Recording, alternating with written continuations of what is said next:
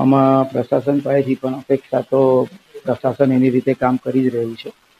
આમાં મેઇન વસ્તુ એવી છે કે મારી બેન કિન્નરી અને મિહિર કુમાર બંને જણા NRI હતા, ન્યૂઝીલેન્ડ વર્ષોથી રહેતા હતા અને તેઓએ ડાયરેક્ટ જ બુકિંગ મુંબઈ ત્યાં કોઈ એજન્ટ થકી કરાયેલું અને કૈલાસ માનસરોવર યાત્રાએ એમને જવા માટે એમને ભગવાને જ પ્રેરિત કર્યા હોય એટલે તેઓ ગયેલા અને લાસ્ટ અમારે એમની જોડે કાઠમંડુમાં હતા ત્યારે એમના હોટલવાળા જોડે વાત થઈ, પછી કોઈ વાત થઈ નથી.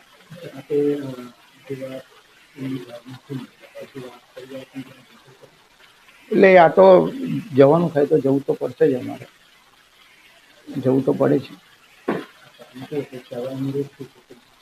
કે ભાઈ અનુરોધ એક જ છે સરકારશ્રીને, પણ સરકારશ્રી પણ એની રીતે કામ કરી રહી છે, પણ હોનારત જ એટલી મોટી છે તો હવે એ લોકો પણ શું કરવાના.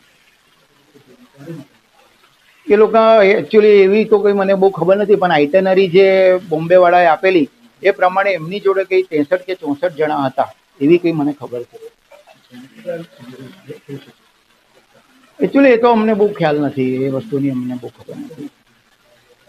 તો સિટીઝન્સ તો બધા અમેરિકાથી પણ અત્યારે કૈલાસ માનસરોવરની યાત્રા માટે અમેરિકાથી પણ બધા જાય છે અને ઓલ ઓવર વર્લ્ડમાંથી લોકો કૈલાસ માનસરોવરની યાત્રાએ જાય છે. એટલે આવી કોઈ બનશે, આવી હોનારત બનશે એવી કોઈ આશા પણ ના હોય ને.